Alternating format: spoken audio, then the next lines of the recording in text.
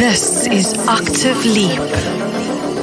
Innovation, regeneration, and human optimization.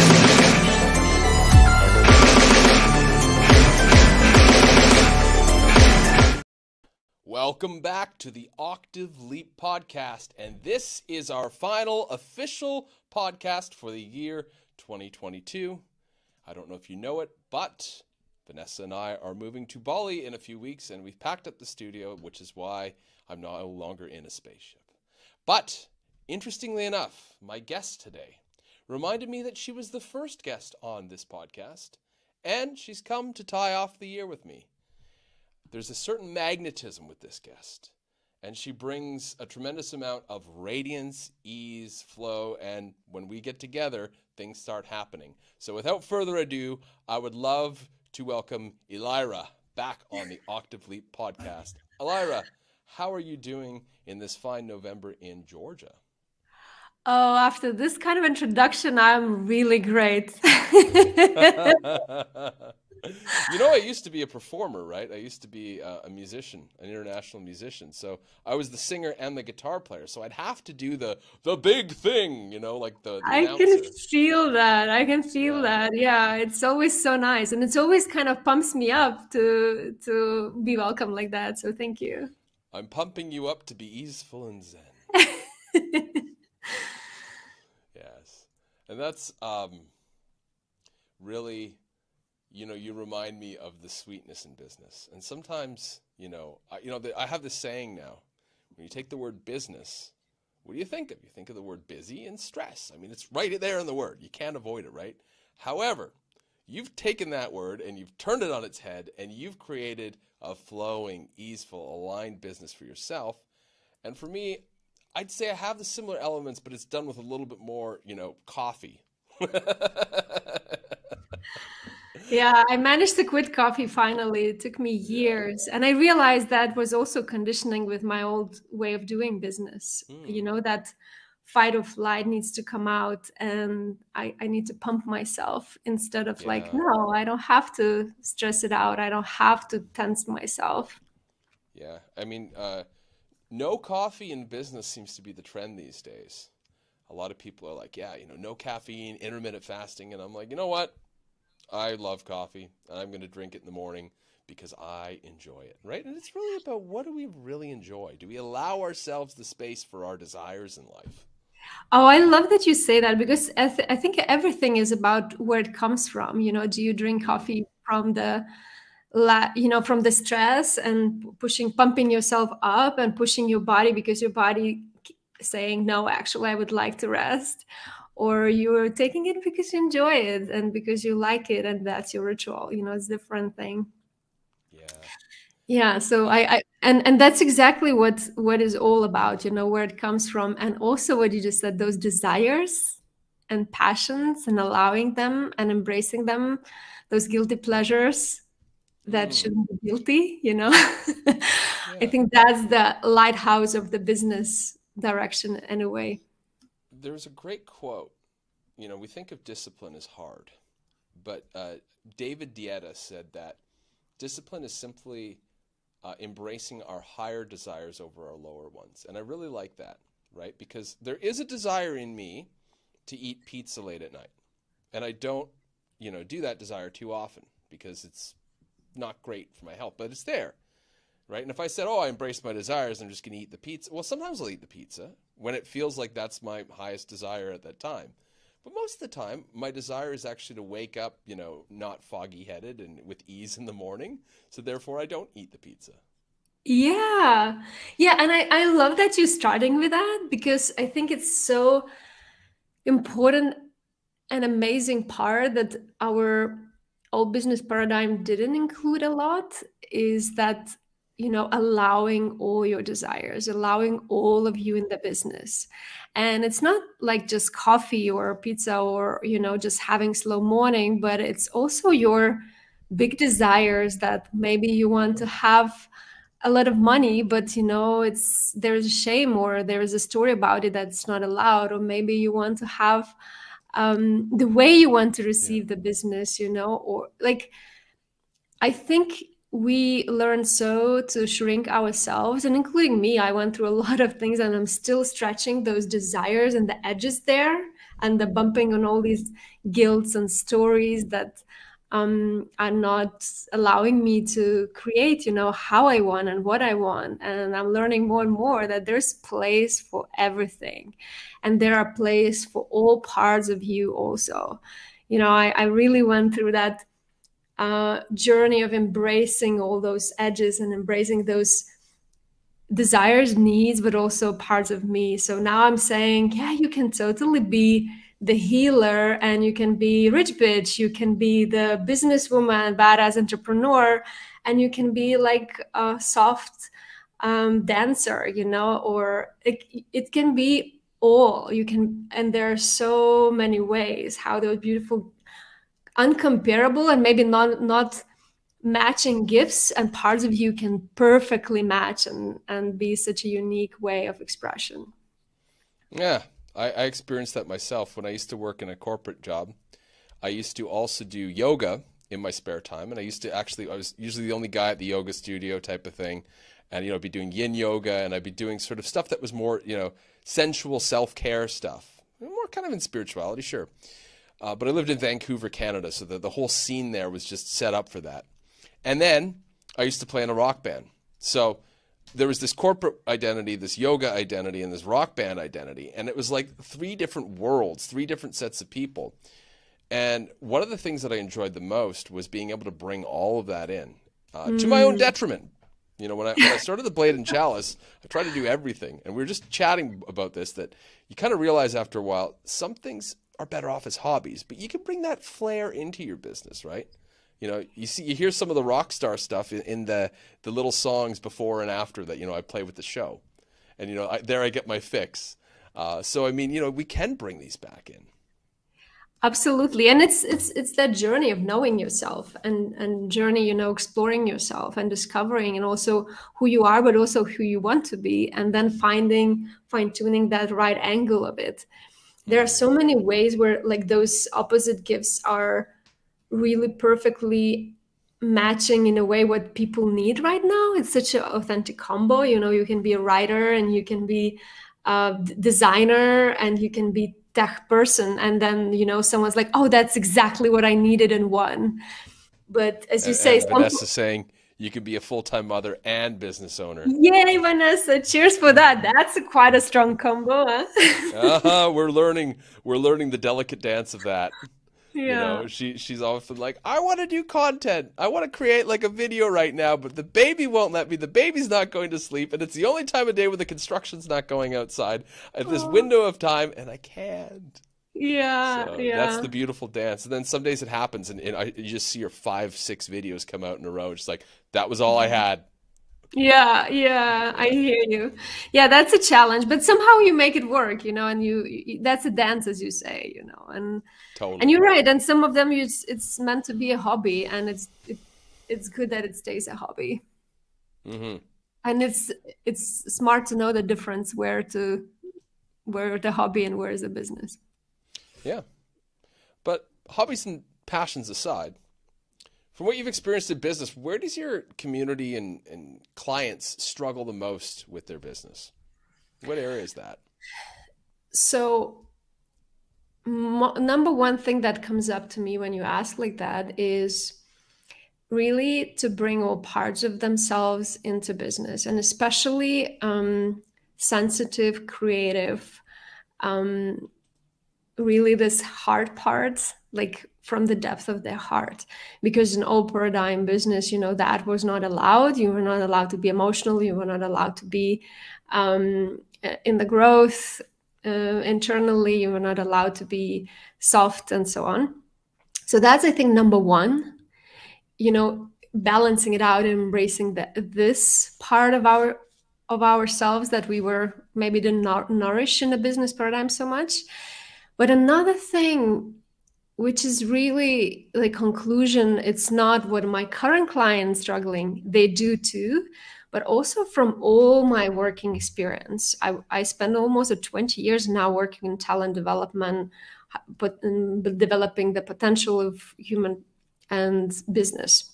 So I worked a lot in the corporate world. I worked in management teams, near management team in different sectors, different size of companies and so on. And I always notice there's this one thing that I call now capacity that gets in the way. I've seen so many amazing business plans, amazing business launches, amazing career plans, and they all doom. They look perfect on the paper, but when it comes to person, something somewhere once goes wrong, and then it doesn't work, and nobody knows why. And why is because the person doesn't have capacity to embody it, to kind of hold and receive and manage that. And so that they can dream it, they can envision it, they can get the sort of upper centers on board, but when it actually comes in taking that and bringing it through form and executing it, there's something in the body, some kink that prevents that from happening. Makes a lot of sense. And I remember one case now very specifically. We had sales manager of some region, and no, he was sales manager of the country, and he wanted to be sales manager of the region. And he clicked all technical box. You know, he had enough experience. He knows the products. He knows the people. And, you know, it was like logically, he was that person that we should give that role. And everyone just felt like he's not ready, you know, and we talked to him and we said, and I remember myself, I talked to him and I said, but, you know, do you feel ready? And he's like, well, it's a stretch, but I want to do it. But it's, you know, it's often like your ego wants that, but your capacity is not there yet. And we made a plan to support him and develop him, you know, in that role if he needs. But at the end, he failed. And his team didn't, you know, and he failed in the funky things, like his team didn't respect him. His team didn't go to get his approvals. And he's like, what do I do now? You know, those things that you cannot put in the box, you cannot control if your capacity is not there. Yeah, it reminds me of a guy I used to work with when I was in environmental consulting. Again, 2 master's degrees, perfect fit for the job, came on as a senior, like, consultant, and he's there, and you know everything on paper, and he's super smart, but it just didn't quite fit in with projects. And what ended up happening was kind of interesting because like he would stay and work late, but then he would like verbally abuse the cleaning staff that would come in at night, and you know like that it was sort of coming out like he couldn't handle the job even though he was super qualified, and it was leaking out in these very abusive ways and sort of these outbursts. And so again, it's sort of like it's that capacity element for the particular job, and probably the team too. You know, it's not just the individual, it's also the team's capacity to support somebody. Absolutely. Yeah. But it starts with yourself. You know, can you hold it? Can you manage it? Can you receive it in the first place? Of course. You know, I just had a conversation recently with a client. She said, she reached out to me and she said, you know, Elaira, I realized I'm so disconnected with a big amount of money. And I just can't, not even big. She said, I can't understand and I cannot feel how I can receive 3,000. It's like, so I don't feel it, you know, and that's it. That's for me, like the example of capacity. Like, yeah, your ego you can imagine things. You can, you know, like I want this, but if you cannot embody it, you will sabotage that. You will not be able to receive it. You can want it, you can do a lot, you can work hard, but it will not work out. How do you explain those people who they're extremely good at what they do and they get results? Maybe they even, you know, build businesses and they become multimillionaires. And then, you know, at some point they just go, my nervous system is completely fried, right? Yeah. It's like they do have the capacity to do it and do it well, but it's at the detriment of their own well-being. Is that different from the capacity, or is that just a different expression of not having capacity? Yeah, I think it's the second. It's just not having capacity and not being in alignment with yourself. because that's what I call self-abuse.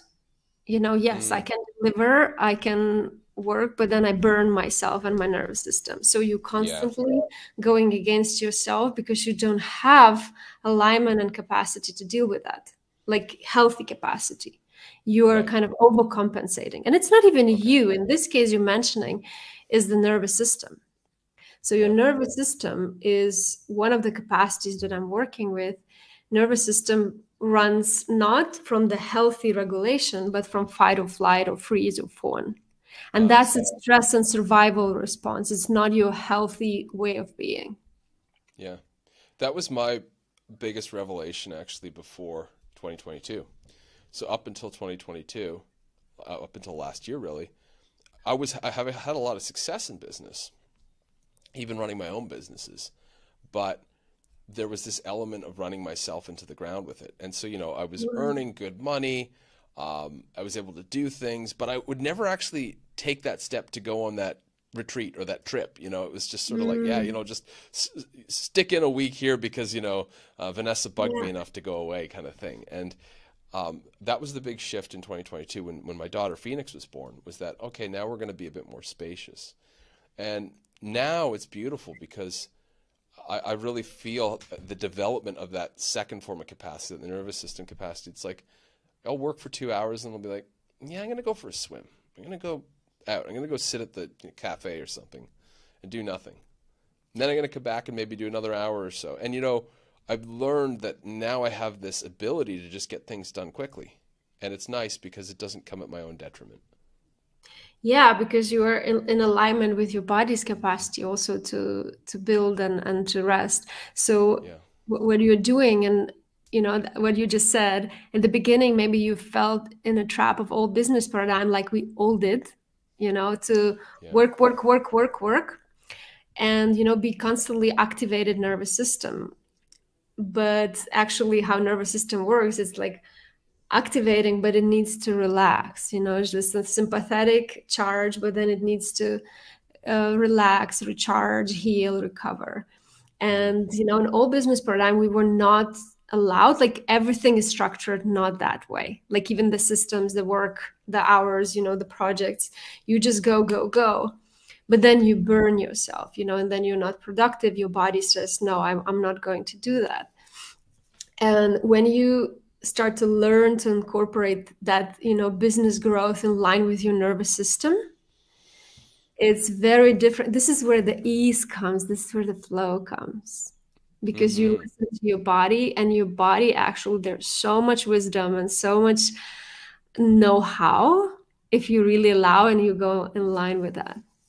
Totally. I always see it like this. Like we always want to be in that harmony, that balance between the sympathetic and the parasympathetic nervous system, right? So somebody that's, like I said, the type A, the overachiever, gets the results done, abuses themselves in the process, they need to chill out. They need to, incorporate more self-care and actually listen to their body more. But I think sometimes the people that are like, they kind of get caught in this law of attraction trap sometimes. I see this. And they'll just like, I'm just going to wish this. It's like they don't fully own their ease and their flow. And they don't actually activate that sympathetic or engage that sympathetic when it needs to be to actually take rightful action. But they exist in sort of an easeful state. So they're not overworking themselves or abusing, but they almost like they need to kind of dial it up a bit in a way. Yeah, and this comes, knowing yourself and knowing, your body and knowing your nervous system and knowing your own authentic way of being. Yeah. And honoring that, not trying to fall in these traps, like our old business paradigm is telling us to do. Yeah. And you cannot cheat actually your body, because if you think you can run and work hard and be this A-type personality, and probably you are, and it's a case for many people. As we said, it depends where it comes from, and maybe it's your design and that's how you need to do and function. But for most of the people, our nervous system works in reflexology. So it always scans every action and every environment, every encounter through the glance of like, is it safe or is it a threat? And if your system thinks it's a threat, you can logically make all kind of plans and manifestations and affirmations. If your body feels unsafe, your body will find ways to put you in safety. And sometimes most inconvenient ways that for you are inconvenient. But for the body, it's the way to protect you, to save you. Like, for example, self-sabotage. I don't believe in self-sabotage anymore. I believe your nervous system doesn't feel safe and finding ways to hold you back, to put you in freeze, because moving, it's really overwhelming and too much in this case. I have a funny story here. So a couple of years ago when I lived in Bali before, I joined a brainwave entrainment startup. And funny enough, the founder was Lithuanian, you know, so he has this really masculine, like, you know, super hardworking guy. But he was also sort of like, you know, he was into raw food and stuff like that. So it was an interesting blend of sort of like conscious living and just like working himself into the ground. And he would be there. He was trying to run 5 businesses at once. And he was working so hard, and he had another business partner, and I was actually sharing a flat with him. So I'd watch them, and, you know, be late at night sometimes. They'd be on their laptop till 2 a.m. just working, and trying to do 5 businesses. And one day, like, Bali is a funny place where things go at a different beat there. And one day, lightning struck the building he was in, and the lightning came through and like zapped his MacBook and fried his computer. And it was very clear to everybody else that that was the whole island saying, "Slow down, like you're overworking here, man." And, you know, but he couldn't see it that way. So the next day he's like, "Oh, I got to go out and get the MacBook fixed, and I've just got more stuff to do now." And it's funny because, you know, life and our body and it interfaces with nature, right? So it sort of creates these circumstances, you know, like, okay, you know, you get in a car accident, you know, and now you have to rethink things, or lightning strikes your computer and you can't work. Literally can't work. How more obvious it should be, right? It was, you know, I tell it with humor, but it was not funny when it happened because he was very No, upset. I understand, because it probably triggered his and revealed his trauma response, because a lot of feeling of urgency, feeling of hard work is a trauma response. It's not Absolutely. your natural response. Yeah, and what I've observed with that is there's generally a fight or flight stress associating, you know, money or, you know, income or whatever with safety, right? And I interviewed this woman last year who was like sort of a high performance coach, and she worked with a lot of multimillionaires, and she said a lot of these celebrities and athletes, if they've never actually dealt with this stuff, they'll have millions and millions of dollars, and they'll treat it the same way, with the same fear and the same stress as, you know, people with no money. And absolutely, because it's not about the money. It's not about the money. It absolutely isn't. I've observed this in myself when I've been worried about money and stressing, and then something will happen. I'll have a nice conversation, or I'll take a morning off, and I'm like, I'm not stressed about money. I'm in the same circumstance, but everything is great. There's opportunities everywhere. Life will provide for me. It's all working out. Yeah, and it's so beautiful, because now what you're bringing is another capacity that I'm talking a lot, is the receiving capacity. So nervous system capacity, I think, is like paramount of everything. Like it's the bedrock of all your capacity. If your nervous system is not ready, you will not grow. You know, that's why people receive a lot of money or promotions, and then they kind of sabotage that, because the nervous system brings them back in the situation where they're comfortable. So I always say, you are where you are right now because your nervous system feels safe there. Yeah. I'd imagine it's the same thing too for people who can't take action. So, you know, a lot of the clients that I've seen, sometimes their challenge is actually getting going in business. You know? And I think their safety is not doing anything, right? And so it is sort of like when they go to do something, there's a paralysis that emerges.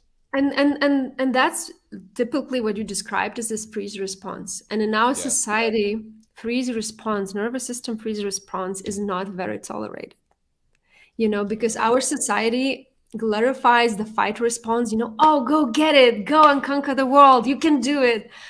Then also how nervous, for example, flight response can turn into this workaholic perfectionist, you know, because the person runs away from what they want to really to connect with. So it's also like flighting away. That's also glorified in our society. Workaholics are great, you know?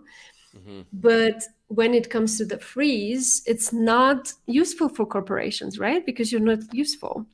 And that's why we have this addictive coffee culture. Funny, we started with the coffee, because a lot of people are trying to get into the moving from the freeze response. And it's kind of counterproductive, because then they need another cup of coffee, another cup of coffee. And we have like coffee shops everywhere right now because there's chronic freeze response in our collective. Yeah, and then this leads to adrenal fatigue. Yeah, adrenal fatigue, because your body is saying, no, actually to move right now is, I'm trying to protect you, is dangerous, it's unsafe, it's overwhelming, you know, and I'm trying to freeze you so you can process a bit, integrate, but also, you know, like feel safe. So this is very interesting way. When I started really deep dive in the nervous system, I look at the world so differently right now.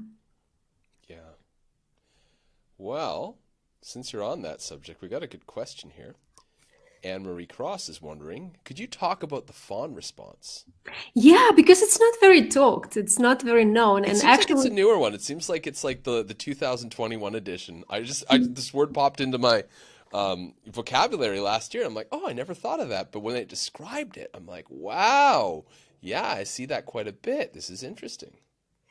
yeah, so let me just put it very shortly, four of them. So fight response happens when your nervous system decides an encounter. And it's, again, it's reflexology. It's nothing what you decide. It's nothing logical. It's, you know, like in the splash of the second it happens.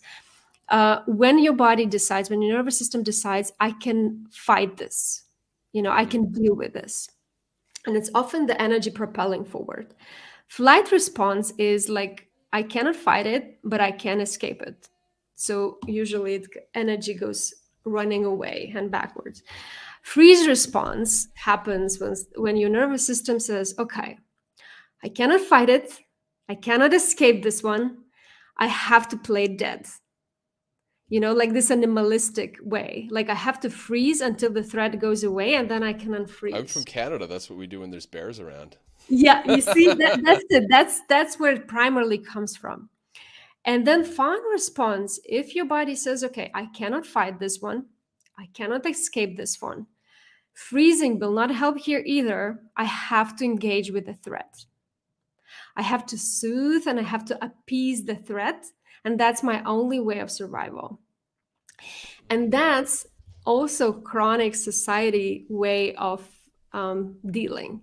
So Fawn response is social nervous system. It appears only when we are in the relationship, when we are, you know, with people. And so it appears when we feel the person threatening and we smile, but we don't want. We nod, but we don't want.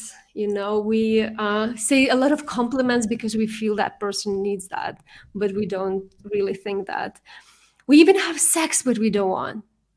You know, it goes so deep. It's that part of like, I have to do whatever it takes for the person to like to soothe and appease the person to feel safe. And usually this is where like people pleasers, super helpers come in, but they are so afraid to express their truth and to speak up and to say no. Even you kind of part and dissociate part of yourself and you focus everything to appease the threat.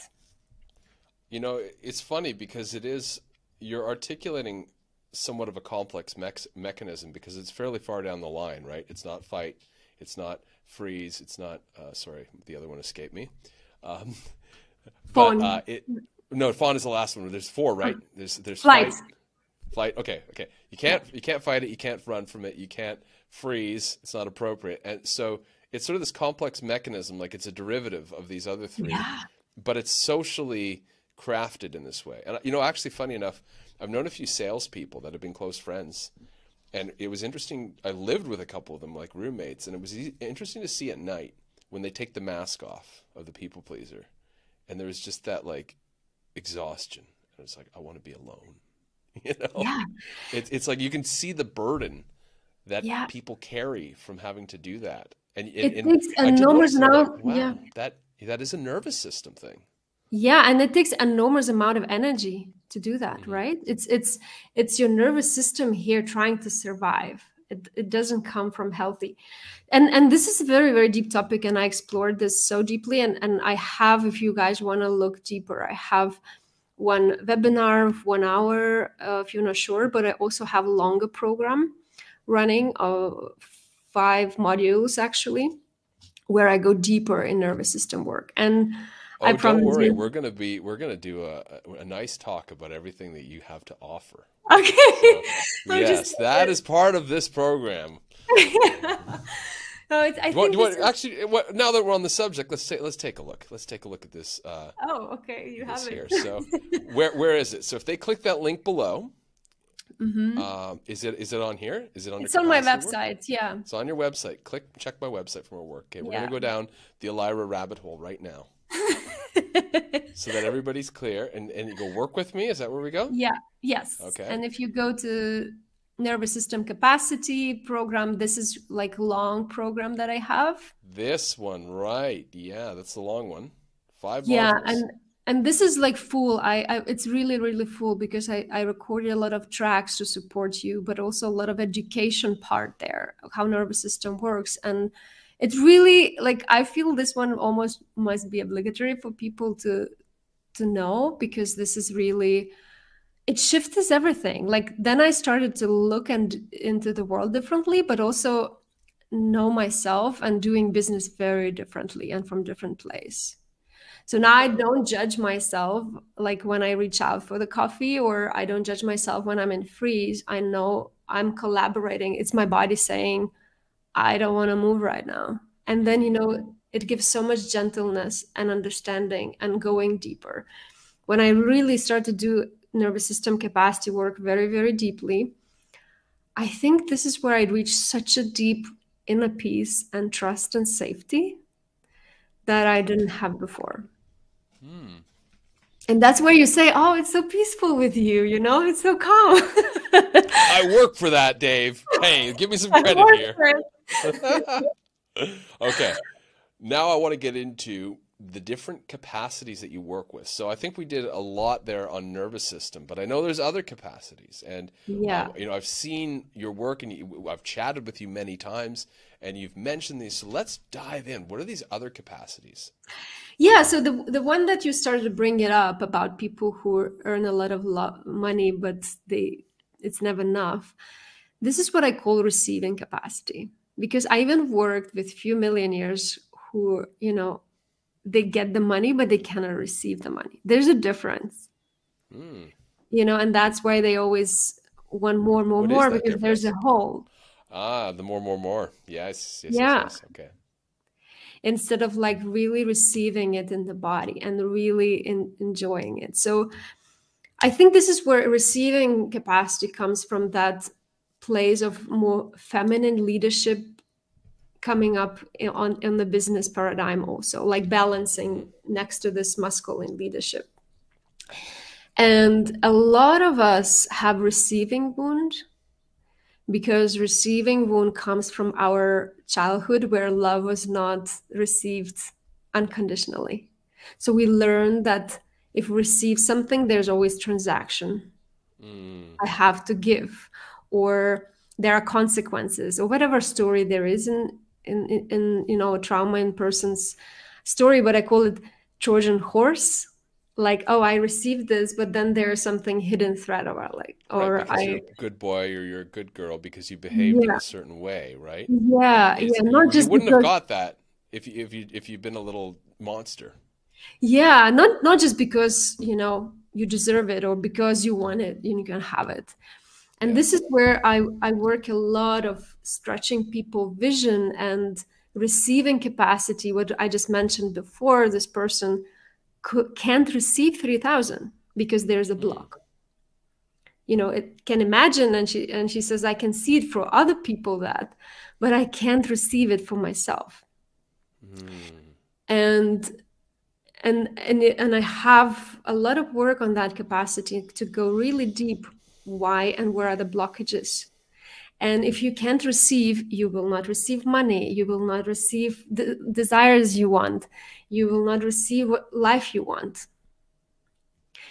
Because again, nervous system feels it's not safe to receive. So that's a big one. That's a really, really big one to talk about.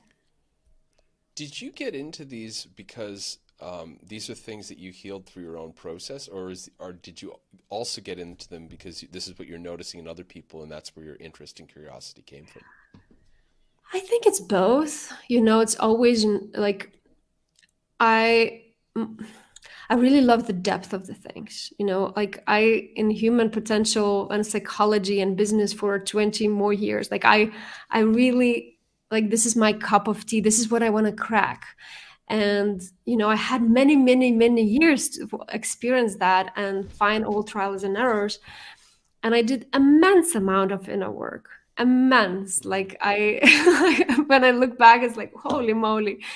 And I think it's never ending, but that allowed me to go so deep in the foundational layers of like where the things happen and where the things are stuck. And because through so many years, I managed to also support and deal with so many people and their problems and edges, that I could start to see the patterns. And this is where I start to put the puzzle pieces together. And this is why I frame those things like that. It's very unconventional language. It's very different angle, as you see. I'm looking at the things, but I go damn deep. And this is where really... but I like it because, there's a lot of buzzwords that get thrown out there. Yeah. And then people that use a lot of buzzwords tend to just skip along the surface with these things, right? And, sometimes you see coaches that put together these workshops on like embodying bliss or something, and then all of a sudden the trauma response comes up and they're not trauma informed. They don't understand what people are going through. And then that person, they actually can't be supported in that space. So to have people that understand the depth of that, so when issues like that arise, which they naturally will, right? Because we live in a society where we're all pretty freaking messed up, to be honest, in different ways. Totally. And it's always like every level of expansion, you will bump into that glass ceiling, that, block that held you there. So in every level up, in every growth, you will bump into that, and you will have to heal. You will have to look at it. You have to reframe it. You have to take aligned action, which is different. You have to inform your nervous system and stretch that capacity that it's safe to receive differently. It's safe to behave differently. So it is different language, and expansion and healing, especially in a business, it's always hand in hand in my experience. It's interesting though, because I see that as a need, not just for the corporate world, but also for the small businesses out there. But I guess my experience is also with people that are, maybe life coaches, or, they're into some sort of practitioners or yoga teachers. A lot of my clients are like that because I used to be into, alternative stuff. And for people that have gone through a lot of healing work, doesn't necessarily mean that they've done capacity work, right? Like they're two different things, aren't they? Yeah. Yeah, you get stuck in healing all the time. It's, and there will always be healing. There always stuff to look into, and that's why I kind of I think it's a bit of a loop, right? It's a bit of a loop. I have this thing that, like, the leader of the healing circle, they don't want people to leave. They formed a little club, right? Everybody shows up and they pay their donation and they bring their food. It's like, hey, you're part of the crew. We got to find something to heal here. You can't go anywhere. Yeah, there's a lot of it, and that's why I also didn't go therapy path, because I'm trained psychologist, and I could go that path, but I notice it's not what it brings. Also, sometimes the fastest results, and I have so much respect for therapy, and you need to know when you need healing. And I took so much therapy myself. It's really, in different stages of life where you really, really need that. But if you want to build your most excitement and the highest version of yourself, you need next step. You need this aligned action, and you need vision, and you need like allow those desires and allow that expansion for yourself. So, It's kind of like if you're taking a bus and you fall asleep on the bus and you miss your stop, you can stay on the bus and it's comfortable and warm. yeah, But you missed your opportunity to get onto another bus and go to the destination you actually want to go to, and now you're basically just going on a sightseeing tour. Totally. Yeah, exactly. On the loop, literally buses go on loops, right? So, okay, I just have to wait till that stop comes up again in 50 or 60 minutes. Yeah, absolutely. And that's why exactly I say you can get stuck there. Yeah. And by the way, I'm not talking bad about healing or anything. I mean, I've taken time for that. I took months for that when I actually quit my job. I took 6 to 9 months to do absolutely nothing but basically just really reset myself. So I have deep respect for it. But I also see it can be a trap for some people, right? Especially if you hang around other people who are healing, because people, when do I stop? When am I ready to actually engage something? Yeah. Right? And if you don't have somebody in there to say, now I feel like, you might be ready to take that step, it can be a bit tricky because you might feel, oh, maybe there's something else I've got to look into. And it doesn't get solved. I found that with myself. This is my own experience. I was experiencing anxiety and confusion, and I was doing all this inner work and all this stuff. And then I realized, wait a minute, I feel better when I create stuff now. So, okay, cool. I've got to go and build. I've got to go and create. That's what feels right at this point. Yeah, and this is what you're talking about is I called it authentic embodied leadership. So that's another capacity I'm talking about. And that's part of like human design part, like knowing yourself, knowing how you're wired, how much energy you have, what is the right way to make decisions, how to listen to all your senses, not just the head, and where you invited or where you're responding towards. So it's more knowing yourself and knowing how to manage yourself. That's a very profound way. And then when then you can take all the tools and all the methods and all the healing modalities in the best interest for yourself. Right. Yeah, that makes a tremendous amount of sense because you're actually rewriting the neural pathways. Yeah. And of course, those run through the body too. It's not just in the brain. It's through your whole totally. Nervous system. The neuropeptides are wired into the whole thing. Yeah. Super cool. So another thing you mentioned a couple times that I want to jump into is this idea of the edges of capacity. What's this edges of capacity? It's like the edge of twilight. Yeah. Yeah. Well, we didn't finish all capacities, but I think. Oh, I'm sorry. Yeah. No, we also can go on the flow and see, what comes up, but also I have them all listed on my website, and I think they all That's are just so another deep. reason why you should go to Elaira's website, which is a beautiful sanctuary in itself. So you can just go there and just get into a Zen state. I'm building new one, which will be even more amazing. Okay. But yeah, so they shouldn't go there yet. They should wait till the new one before they visit. They should listen to their own authority and body and see what they feel like. What an answer. Yeah, and I will talk about all of them. I think they all deserve its own time and space to be shared and explained. And I'm planning to pick up on my podcast more to share those things and to share each capacity in a bit more deliberate way. And coming back to another question about the capacity edge, this is very profound and very interesting one, because I feel like the edge is where you notice, like what you said with nervous system, for example, like, oh, it's that part where I'm like, it's getting too much, or my old patterns start to kicking in, or I start to be stressed. That edge where when you have expansion and when you're doing something for the first time, you naturally are afraid, or you're doing, growing, or you're trying different things, new clients, new offers. It's always a little bit scary, a little bit uncomfortable at the beginning, but it's also exciting. And there's this range of it. Where is that? But if you don't honor and you stretch yourself too much, you switch to that survival mode of fight, flight, and fawn. And then it's too much. Like that's where your nervous system says, no, now we doing everything to keep you in safety. It's not the healthy expansion anymore. Yeah, I understand this because in spirituality, when I used to be into that, it came up quite a bit. We call it like the middle path between too Mm-hmm. much and too little, right? And Mm-hmm. everything you do, you're always walking the edge Yeah. of a razor because it's thin. And the Yeah. challenging part is to be able to recognize that edge in every circumstance we're in life because it's not always obvious. And a lot of the time, we kick back into sort of the mechanical default conditioning settings, or we get too excited and try to overdo things. Yeah, and burnout cells, or yeah, it's your body will bring you where you need to know and take step Yeah. and pace you need to know. So if you're overdoing it, then it will bring you time to rest that you need. So So it, what does being at the edge of your capacity feel like? yeah, so I think it's very hard to say because it's really different for different person. They need Mm, to know and notice that edge.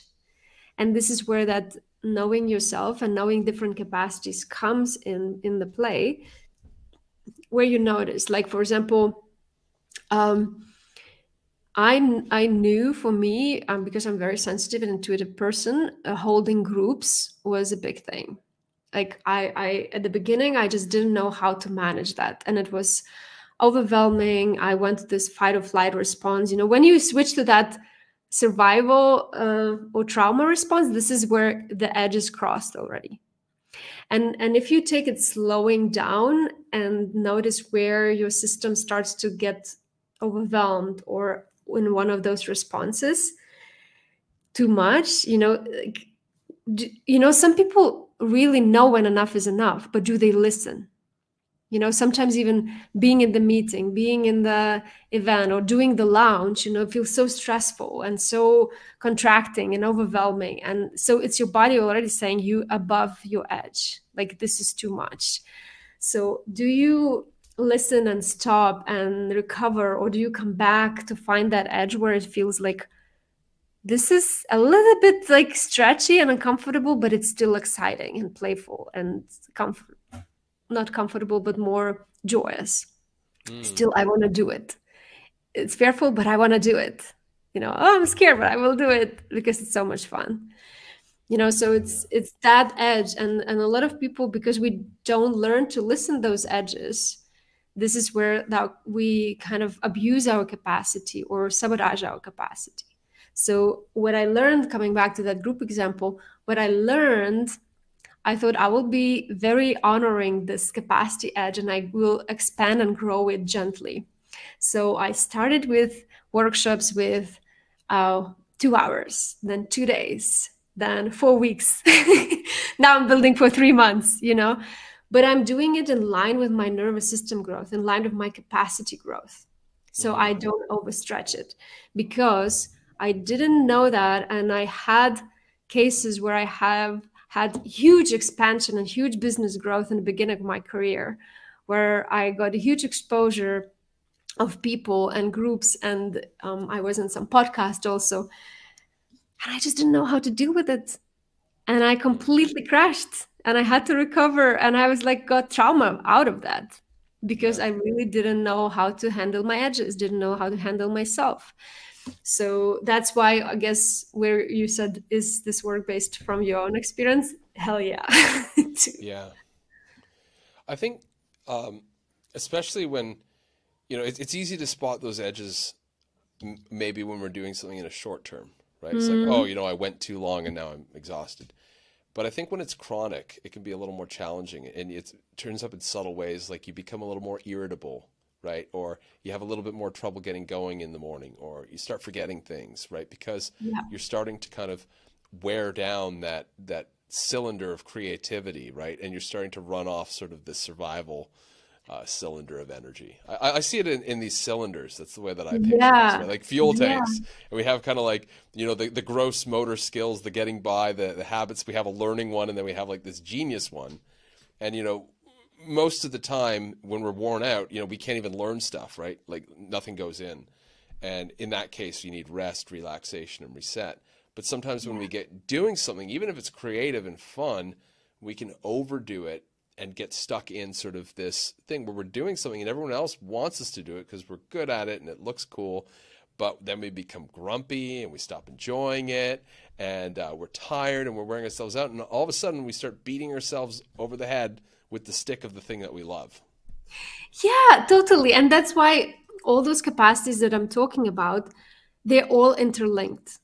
So if your nervous system is already in survival, it immediately, what it does, it shuts down not essential functions in your body. So it literally keeps you, just core stuff that you can breathe, and even shallow the breathing, your stomach shuts down. Creativity is one of the first that goes out of the window because it's not essential for survival. So, creativity capacity is one of them also. If you are in constant chronic, nervous system dysregulation, no wonder you cannot write that book, or no wonder you cannot create. It's all interlinked. If you in this dysregulation, and then if you in dissociation, which is part of the coping strategy of your nervous system, you are not in the body. If you're not in the body, you cannot feel your boundaries. If you cannot feel your own boundaries, and then you cannot feel other people's boundaries. So automatically you have leakages with money. Money capacity is leaking everywhere because you don't have the boundaries, and because your nervous system cannot hold it. So they all kind of interlinked in a way. Yeah. And if you're in a freeze response, for example, your visibility capacity, that's another capacity, is very hard to have because all you want is to hide. And, your business says, no, you have to be visible. You have to go on social media. You have to do stuff. You have to have live streams and podcasts. But all you want to do, you want to hide. You want to play dead. You want to be invisible. Like, being visible is a threat to your nervous system. So, how it's interlinked? This is key. This is a key bridge between, people starting out maybe and trying to do business right. I work with a lot of online entrepreneurs, and a lot of the material out there, it's good. Don't get me wrong. There's a lot of really good stuff out there, but it can shut people down immediately, right? Because it might be like, this is a process. You want to grow on Instagram, you got to do this 3 times a day. You got to go here, you got to check this out, and then just like, I don't want anything to do with that. I don't want to grow at all now, because they just see this pressure and they're like, oh my God. And they don't know what it is. Then they think it's them. Yep. We think there's something wrong with me. It's like, no, you're just not taking the right step first. The right step first is this thing. Yeah. Is stepping onto the bridge between what you want and your capacity to hold it. Yeah, totally. And that's also triggers another big one, is relational capacity. It's I feel everything in life is relationship.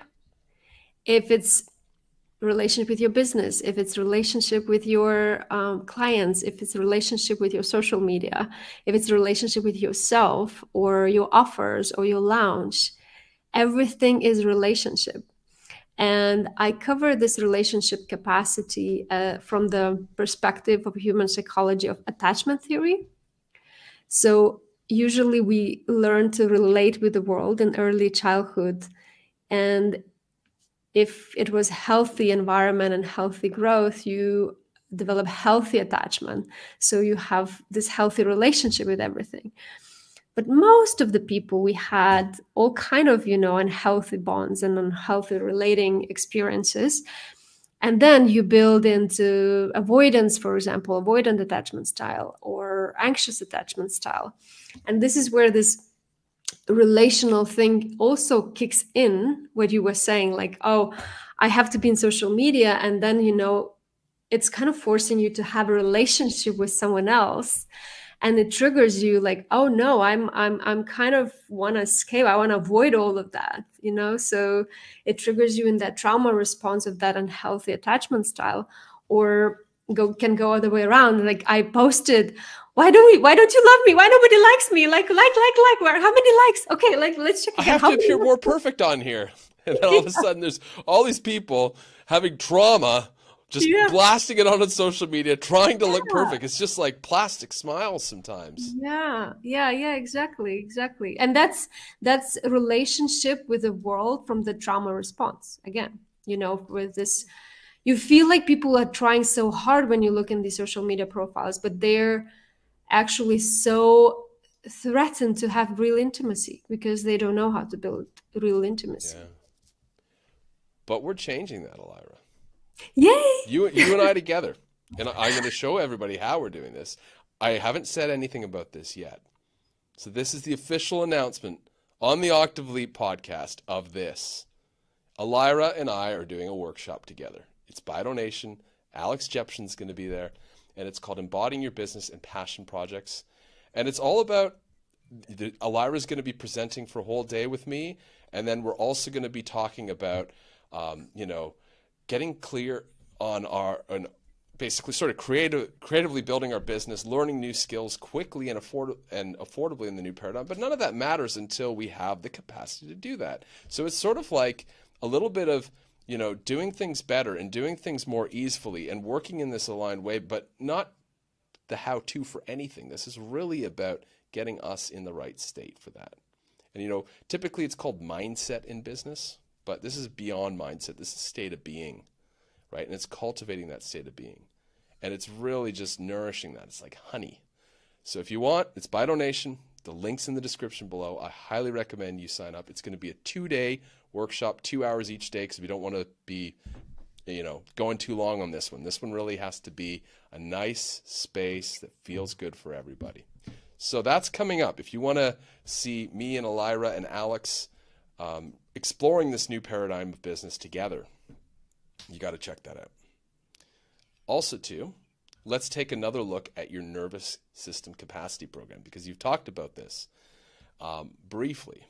But what are people going to get when they go into this program, Elaira? What are they going to get when they go through all these 5 modules? What's in here? Yeah, so it's still happening live. I have 2 more weeks to finish it, and it will be possible for people to replay. But if you want to join right now and join the group, join now. I highly recommend. It even says you came to the right place.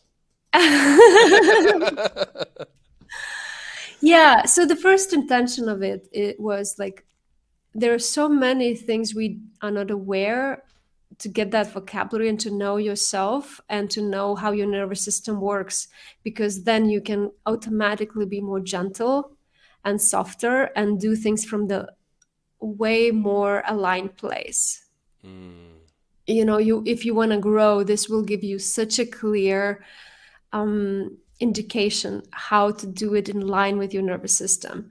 So what I say here, sometimes, those responses, those trauma response or nervous system responses, they actually turn, if you used to run on them, your nervous system used to run on them, you turn them into personality, which is not anymore. Like, oh, I'm such a nice person. Maybe you are just chronic fawning person, or, oh, I'm such a, I cannot get anything done. I'm so lazy. Maybe you're just in chronic freeze response. And this is where I go into deep unraveling of what are those 4F response, how parasympathetic and sympathetic nervous system works, how to deal with triggers, what is overcouplings, and how to recognize that charge of nervous system in your body. Co-regulation and dysregulation, how to deal with that. And I invited also another person who is somatic experience practitioner, just to show different angles how to deal with a nervous system, because I have my own approach and she works a little bit differently, but there are so many accesses and points.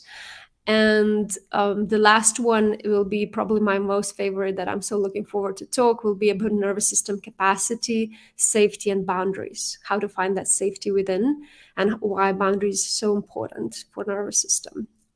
Amazing. So it's huge. And I put so much stuff there. Each module has additional resources and tracks and exercises to go deeper. And I already so excited to see the shift in the group that it's happening, like really beyond of what they can perceive conceptually. That is amazing. Just as you're speaking about it, like I just started to feel relaxed. I've got a really nice comment here. I want to just read this. Karina says, guys, you're like honey to my ears. I really needed to hear it. I'm in freeze mode for many years, going very slow with creating my business. Now I feel less guilt after hearing you. Yes. Yeah, and I think Beautiful. thank you, Corina, for saying, and I just hope this gives you what, David, you asked, like what they will get. You will get so much acknowledgement that there's nothing wrong with you. It's just your body trying to deal with it the best it knows. And then this guilt and shame and blame, you know, the spiral in that loop, which is automatically happening for us because we don't know how to make sense of it, it goes away. Then that's why I'm saying you become softer, you become more respecting yourself and your boundaries, and you know how to deal with yourself. I had a person in a group who literally allowed herself for 2 weeks to sit on a sofa, eat spaghetti, and do nothing. But then after, because she realized also she was in a freeze response, and she just allowed that freeze response till her body said, okay, now we can move. Yeah, now we're ready to move. Yeah. Yeah. All the links are in the description below. So if you want the link to this, you can find it below because Denise is asking. So yeah, and if you're listening to this podcast on later, on just the audio version, all the links will be in the podcast description as well. We're very conscientious to put them there because we want to make sure that the things we talk about, which are extremely important for people that have been exposed to this and they want to dive a little bit deeper, that the opportunity's there. And I think especially with the work that Elaira, that you're doing and that we're starting to do together, because we're actually starting to build something together here. You know, I'm taking my inspired action and systems and stuff with molding that with Elaira's beautiful experience and expertise with this capacity work, and also with her large amount of knowledge that she knows about, you know, trauma and everything, and incorporating that into a completely new model of business. And so this is just the early stages of that. And this workshop is sort of our first little dipping our toes into this direction. Yeah. Really, and yeah, I think being part of this, that for me, my heart is in aligned business, and aligned business is, like you say, it's showing all of ourselves that we can. Yeah, I want to ask. Sorry, go ahead. Yeah. To ask people what for them is aligned business. Yeah. You know, let's post a little question here. Yeah, I wonder, because I do see how you're right. You are in that aligned business. Your heart is there, your passions are there, but also there's this structural capacity there. You know, that masculine capacity there that you're running. I totally see you that way, and you have so much experience in building different businesses also. So you've been through a lot, Dave, right? Yeah, and you know, I mean, look, I mean, we've all had things from our childhood, but I had a fairly easy life growing up. You know, if anything, my father pushed me, and I loved it because I looked up to him so much. But that was the only thing. You know, he just wanted me to be like top of the corporate ladder type of thing, and I kind of got on his story. But aside from that, you know, I grew up in a loving household, and a lot of these things I personally didn't experience. So yeah, you have to you know, for retrain me, yourself. when I stepped into business, I'm like, okay, well, I've kind of got this, and I just want to go out there and be passionate and free myself from that area. So it's so nice to speak to you, who's got the expertise for all these other things that affect a lot of other people. You know, because if somebody came to me and actually they had, and you know, they want to start their business, but they've got a lot of trauma and they need a lot of this stuff. I have an awareness of it, but I don't know what it's like to be in their shoes. I can empathize. Yeah. But, you know, I haven't walked a mile in those shoes. And that I think is important, because I think you bring a lot of this wisdom from your own healing journey and experience, and from being around people and helping people for so many years, that, you know, I'm just reading these comments right now, and people are just, they're feeling it. They're feeling what you're showing up here today as. Yeah, and thank you for saying that. And I, deep in my heart, I really wanted a different world. You know, I've been in a decade, all decade, I would been in this old business paradigm corporate world, and I just felt there's more to it. Like there's something really unhealthy and harming, and it's changing. It's changing also very, very rapidly, and becomes more conscious. But I feel, you know, it's possible to build business from this ease and this flow and this alignment with yourself because I'm doing it myself.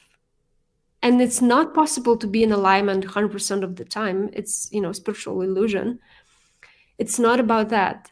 The thing is the capacity. And capacity is knowing how to manage, recover, deal, grow with yourself. How to build your capacity. Because shit will happen, stress will happen, things will not go right. These things will happen. But if you have the capacity, you can receive more, you can handle more, you can hold more.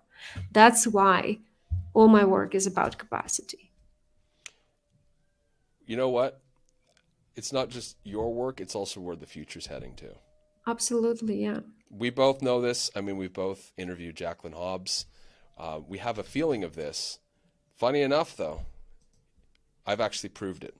I've done a research study. Alex and I did this. You can go get a copy of this. It shows you this is the future of business. This is what people want. They want the real you, the real authenticity to come through. So please, if you haven't already, get the free guide to the future trends of business, because this is where things are heading now. And what I see is the old way of business is in its decline. And there's the most amount of people that are working in that model and the least amount of demand for it. So it's going to get harder, more complicated, more competitive, and it's going to basically eventually implode.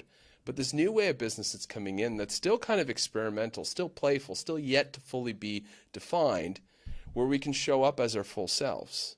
However, it's uncompromising in a way. We have to meet all these aspects of ourselves first. Yeah. We have to get our inner game dialed in order to participate in this new way. We can't bring the old way of working and just basically, throw on a sliding scale donation or something. It doesn't work like that. No, you have to build a foundation to be able to build a house on it, right? But if foundation is not there, if capacity is not there, you can have the best strategies, the best method, the best tools. It will not land. That's why I'm always saying it's even more foundational than foundation. I say it's the ground. Oh, yeah. That underlies the foundation, right? Because if you do not prepare the ground for a house, then there's something called subsidence where the ground shifts and the whole foundation cracks, and it's like the most expensive thing to repair in a house. You see that. You see houses just like collapse when the nature doesn't want to hold the house. Yeah, right? absolutely. So this is the natural element. And you know what? You don't need to build a business. You could build a garden. And not even build a garden. You could leave it as a garden. But I think it is the ground because it is the earth. It is that real embodied feminine aspect. And interestingly enough, when I was in my early 20s and I had a spiritual mentor, he said something, and I didn't understand it at the time, and I understand it now. And he said, the masculine needs to become 90% feminine.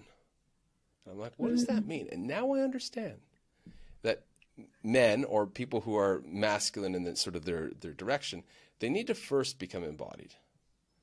They need to first become nurturing and caring and actually connected with life and that force of love before they can do anything meaningful.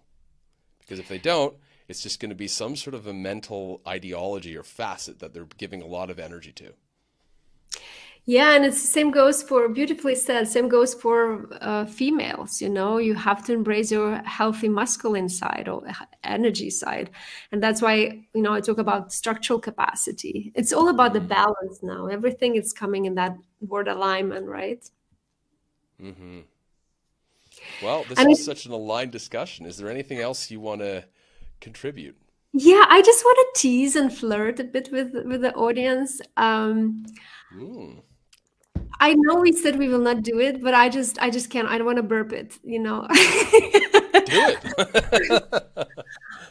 Me and Dave and few more people are building something really amazing, and I will not say what. I just flirt and I just drop the teaser for next year, and something really supportive in the line of aligned business. And also, I am building Capacity Path program for next year.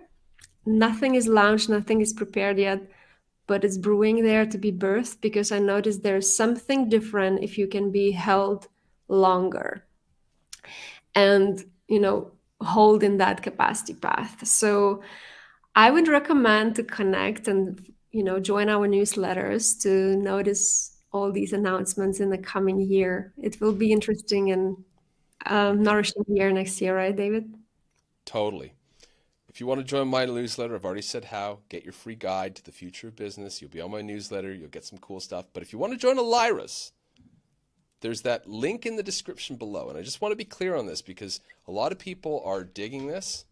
And so I want to make sure that they have access to it. So we went to that first link here, which I think is like your ZNAP link. Is there a way here they can sign up for your newsletter? Second from the bottom. You can't miss it. You can sign up for Elaira's newsletter and stay posted because honestly, I know what we're building. I'm super stoked for that. But I'm equally stoked for what you're building with the Capacity Path and seeing this blossom into a larger container where people can really get those deeper layers of capacity work done than maybe are offered right now. Yeah, it will be my biggest offer ever. So I'm very excited already. Biggest offer ever. I was toying with playing the beast mode clip on this show, but my parody of the old way of business, but no, that would be for another time. Elaira, this has been incredible today. It's been fun. It's been playful. I'm really mellowed out right now because just talking with you, it just does that. Like it is for everyone in the comments right now. I think everybody's just zenning back and forth at home. And we've had a lot of love and a lot of support here. This has been the best way to finish up 2022. And, you know, by the way, I might pop in, but I might not between now and the end of the year. We'll be back next year with some amazing stuff. I might pop in, might not, but nothing official. This is the last official podcast of the year, and it couldn't have gone more beautifully. I am so honored to have you on the show. Thank you so much, and thank you guys for being here and giving your amazing comments, and you're showing so much love. It really means a lot to us, and it actually brings out so much more quality in the show. And I'm starting to get emotional right now. This is Oh, Dave, I want just to echo and say how feeling is mutual and how always is amazing our collaboration and chats, and we could talk for hours. There's so much richness coming out always, and it's been such a pleasure and also so honored to be on your podcast. Really, thank you so much. You are the most honored guest. Thank you so much. All right, thank you. everybody. Thank you guys, everyone. Take it was care. so nice to have you. Bye-bye. Bye. This is Octave Leap. Innovation, regeneration, and human